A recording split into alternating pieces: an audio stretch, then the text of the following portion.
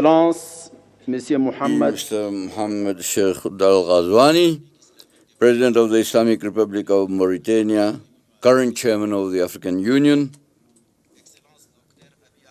Excellency Honorable Prime Minister Abiy Ahmed, Prime Minister of the Republic of Ethiopia, Excellencies, Heads of State and Government and Heads of Delegation, Excellency Mr. Mahmoud Abbas, President of the State of Palestine, my friend, dear sister, that is the Prime Minister of Barbados, Excellency Mr. Antonio Guterres, the Secretary General of the United Nations, Honorable Ministers, Dr. Nkosazana Dlamini Zuma, former Chairperson of the African Union Commission, Madam Deputy Chairperson, Commissioners, Secretaries General, Executive Secretaries of the Regional Economic Communities and Regional Mechanisms, Chief Executives of the specialized institutions of the African Union, Heads of Diplomatic Mission,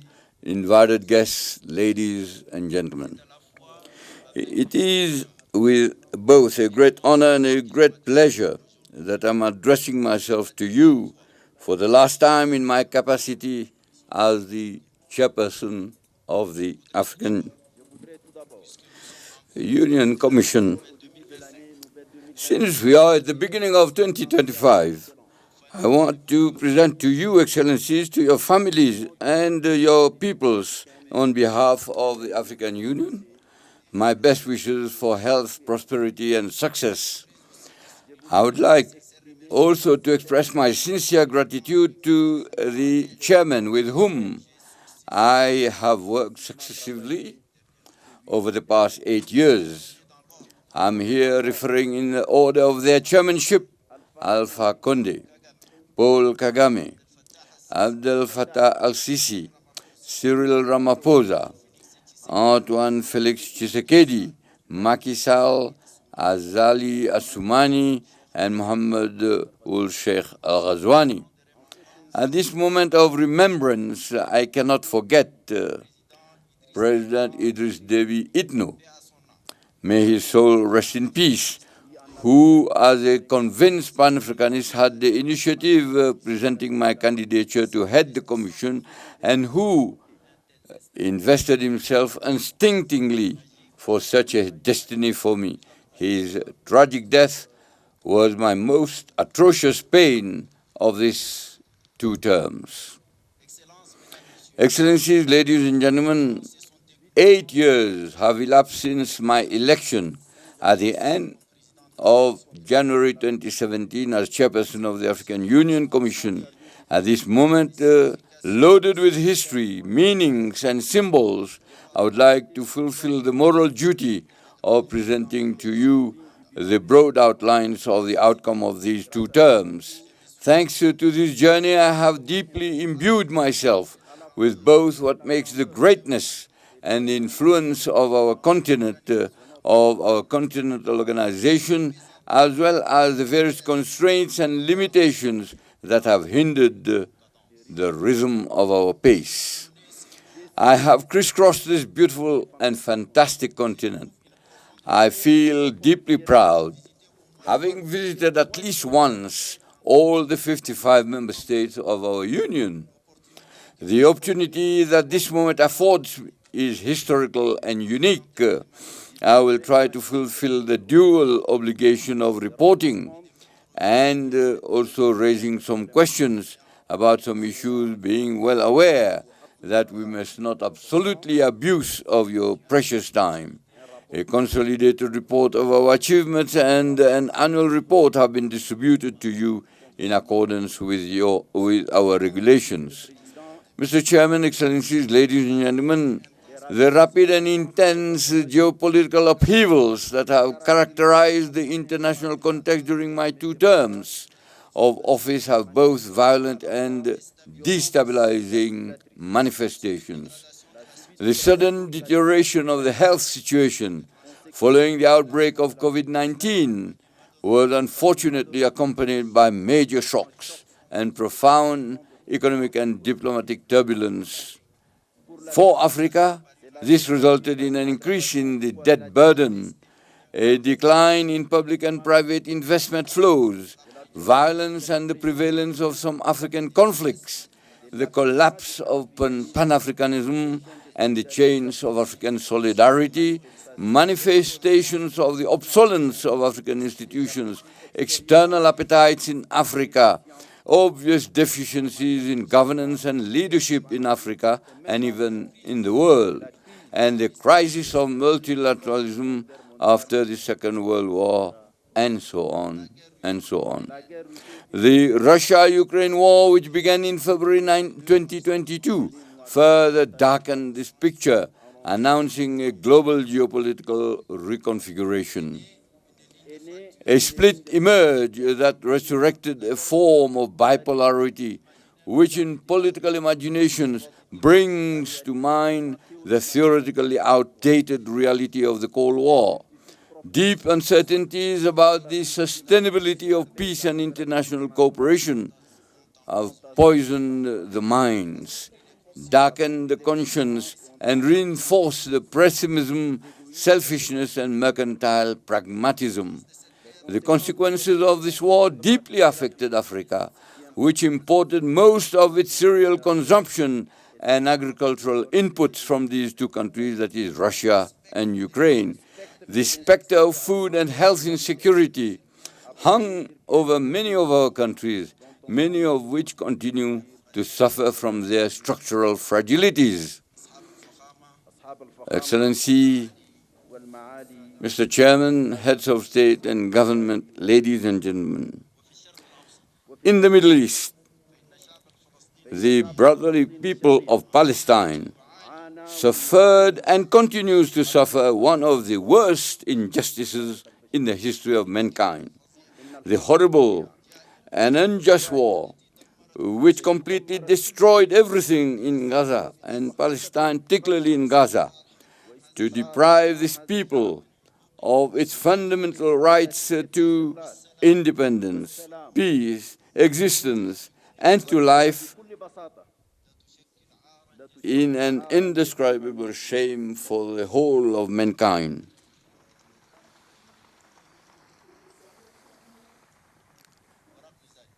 In spite of all this, these valiant Palestinian people remained stoic, and the African Union remained firmly by the side of the Palestinian people.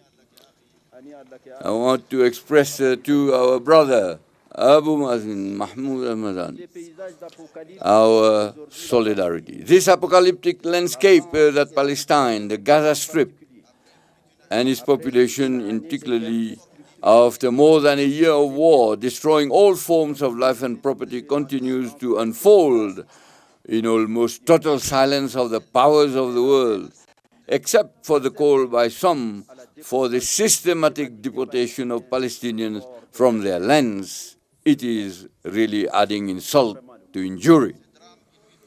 This unprecedented tragedy weighs heavily despite the ceasefire and the release of hostages and prisoners facilitated by Qatar, Egypt, and the USA on the universal conscience and deeply questions our humanity. The stronghold of increased, stifling, dehumanized globalization does not leave Africa outside the hegemonic struggles that are taking place far from its land.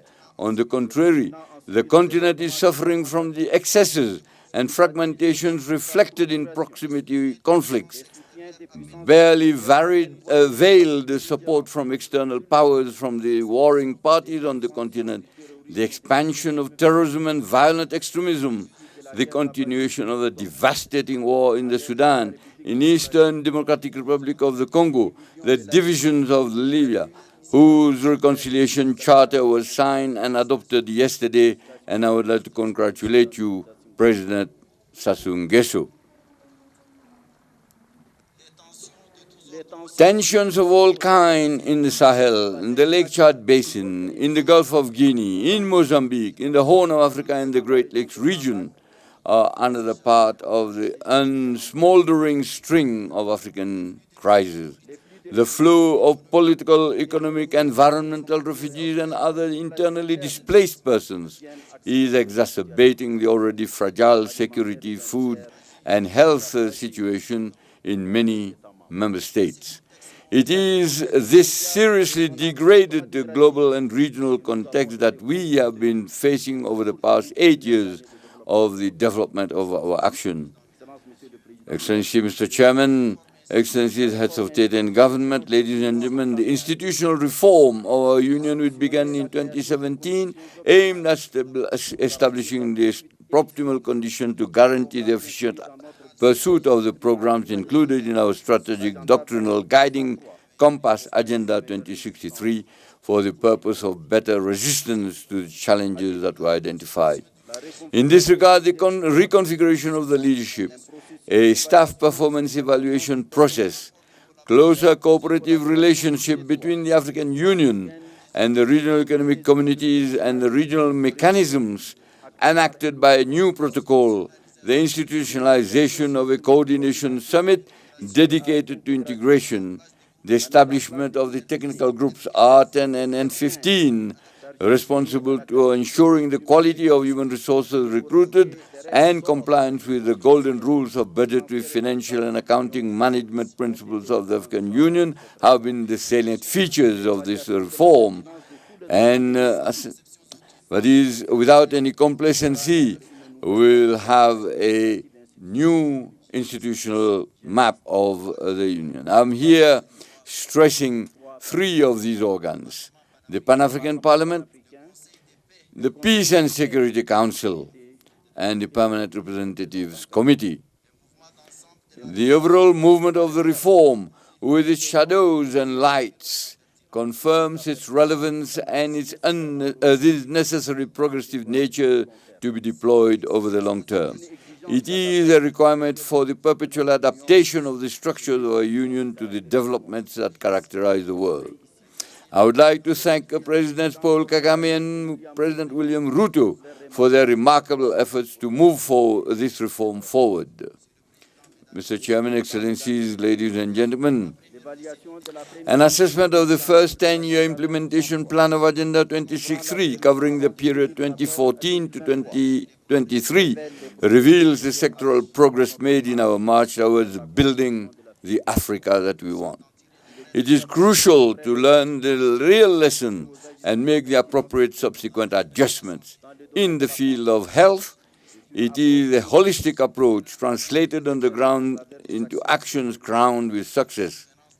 With the outbreak of the COVID-19 pandemic, Africa CDC established itself as the most effective instrument in the fight of all diseases.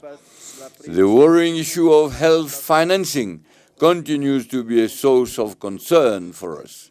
Two mechanisms for financing universal health coverage and combating malnutrition on the continent have been designed. Thanks to the African Veterinary Vaccine Center, PANVAC, whose new vaccine production laboratory was inaugurated in February 2024, significant progress has been made in the areas of livestock, animal health, and socio-economic development. The African Medicines Agency, AMA, has begun setting up its headquarters in Kigali and its activities on the launching pad. The traditional medicine has benefited from the development of two 10-year plans of action, the last one running from 2025 to 2035. The field of education has been driven by the desire to design a new educational system according to the requirements of a world where the major challenge has now become competition around scientific and technological innovation, and now by artificial intelligence. It is in line with this spirit that diverse and complementary strategies have been developed, notably during the Nouakchott conference in 2024, initiated by the current chairman, Mauritania, in cooperation with the African Union Commission and other partners, including UNICEF and UNESCO in particular.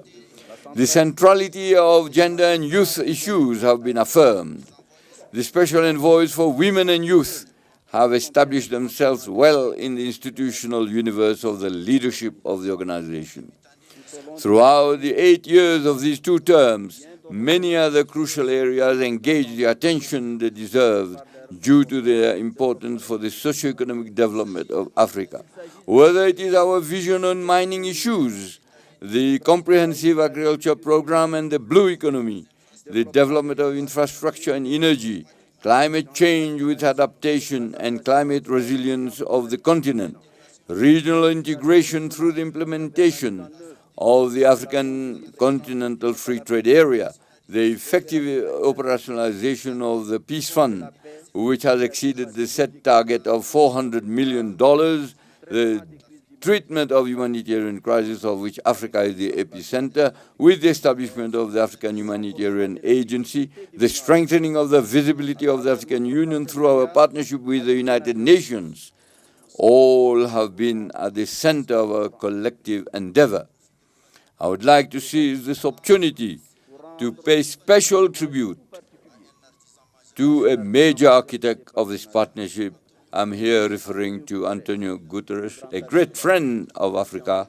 Thank you, Antonio. The membership of the African Union, the G20, and the BRICS, of which several African countries are members, have crowned this visibility. On all these issues, the specialized structure of the African Union and the member states have carried out in-depth discussions and outlined clear prospects for some and given concrete form to many others. Mr. Chairman, Excellencies, ladies and gentlemen, a few months ago I sent to Your Excellencies a letter relating to some urgent issues at the heart of the future of our Union and its capacity to attain as best as possible our objectives. I'm here thinking first of the Peace and Security Council, which I mentioned earlier on, and its role should be carried out on the basis of texts that govern its function, its operation, from which it draws the strength and legitimacy to design, supervise the pressing issues of our collective security and impose, if necessary, the required sanctions. It is very regrettable that its decisions are sometimes contrary to our own principles, and when they are not, often remain dead letters.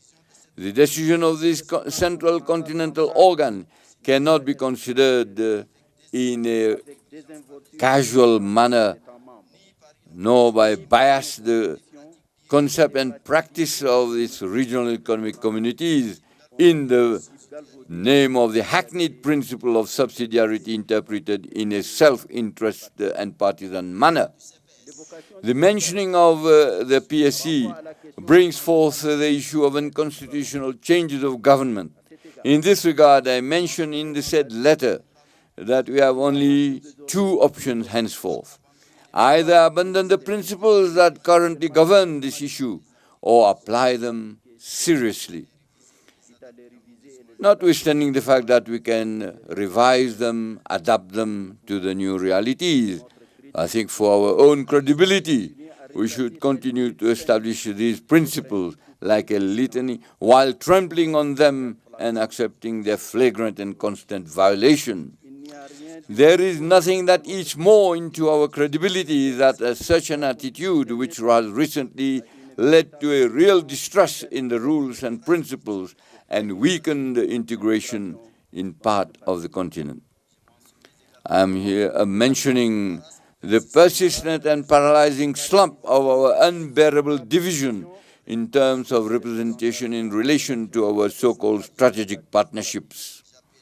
I drew attention, and I draw again attention here, to choose one of the 2 options that are presented to us and which I presented in clear terms in my letter. I had also mentioned the recurring issue of the financing of our organization, which paradoxically contrasts with the continuing trends of multiplication of organs without any concern for how to finance them. An independent organization and guardian of our freedom and sovereignty cannot be built with the finances and resources by others. I had also raised the depriving reduction of the initiatives of the Chairperson of the African Union Commission and called for its harmonization with the legal and customary obligations that are now imposed on him. In short, the sense of my correspondence is very simple and maybe brutal. It is the question of placing our organization worthily or not before a terrible combination of factors of complexity. These are all the problems that you are facing today that I wanted to raise very modestly in my letter. Are we finally going to open our eyes to the fate of our organization, or are we continue to let it lament and moan? Excellency, Mr. Chairman, Excellencies, ladies and gentlemen, it is a commonplace truth today to affirm that the concepts and legal instruments serving as a framework of analyzing the dynamics of contemporary international politics are outdated. They have lost their both the structuring and explanatory virtue of current global phenomena. Such an observation explains why the debates today focus on the modalities for the advent of a new global economic and political governance. Africa cannot remain silent and inactivity. It must imperatively throw itself into the battle to carve out its own place in the configuration currently being designed. It is not easy. It will require ingenuity, creativity, method, and courage. More generally, this will require real redemption for an awakening of the consciousness and conscience of the soul of Pan-Africanism, that of our awareness of our Africanity, that of the pride of our Africanity, that of the commitment to our Africanity, that of the rejection of our depersonalization and our nihilistic servility of our identity and our being.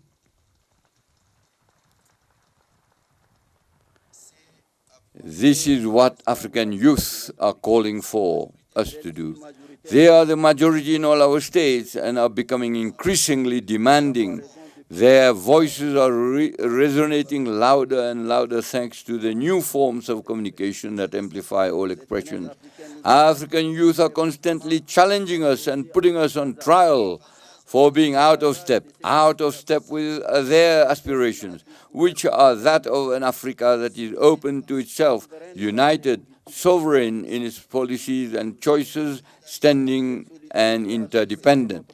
This solidarity has always been our lifeline in the fight against colonialism and apartheid and the completion of our independence.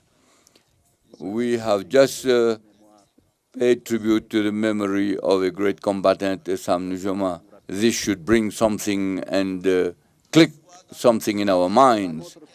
Our solidarity should galvanize our consciences, our wills and our intelligence to lead us to a more promising common destiny. There are no other new path for our future than to listen and to give substance to the aspirations of our youth, our fellow citizens, and our diaspora. Mr. Chairman, Excellencies, ladies and gentlemen, I am leaving my office definitively in a few days. I confess that I feel overwhelmed by a sweet feeling of freedom that allows me to say a few words from the bottom of my heart.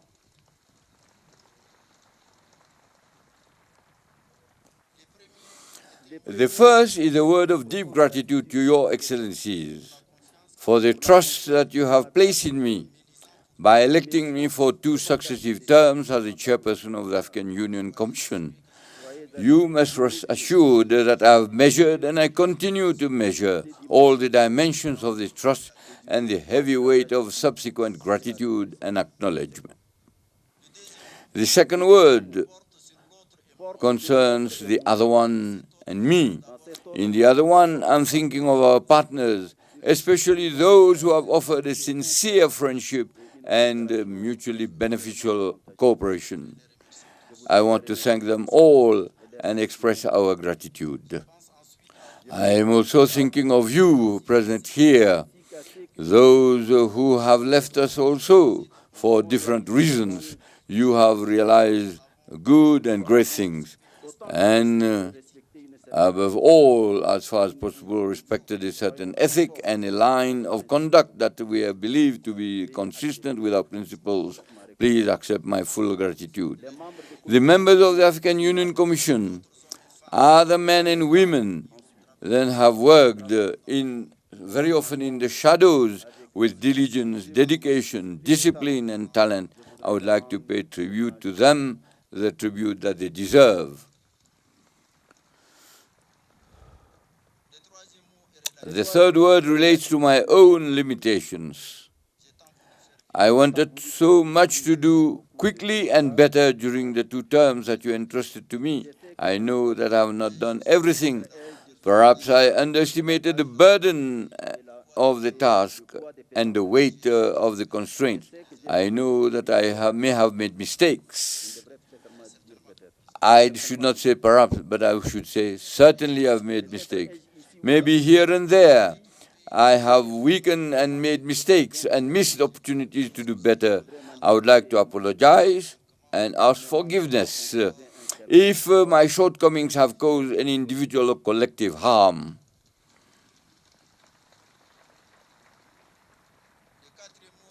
The fourth word relates to my feelings at the moment. I am happy to regain my freedom, but I know that we'll also have the nostalgia of the places, the women and men whom I have known, for the Ethiopian people, with their age-old civilization. To you, my brother, dear brother Abiy Ahmed, Amasaganalo.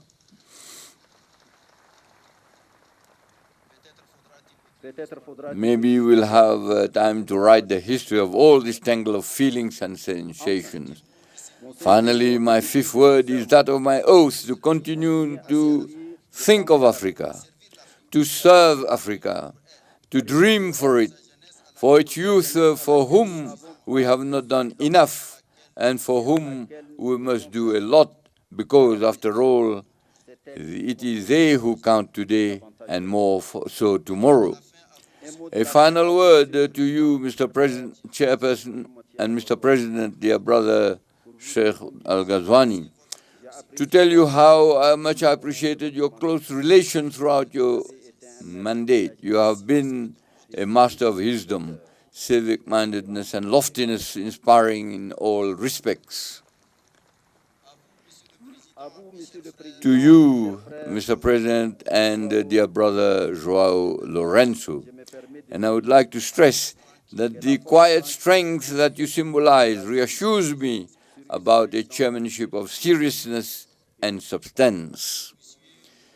May you both in particular, and all of us, have an active thought for the great prisoner of the Sahel, President Mohamed Bazoum, whose interminable detention is not justified. He must be released unconditionally. I wish full success to our summit. I wish full success to our next leadership. I thank you.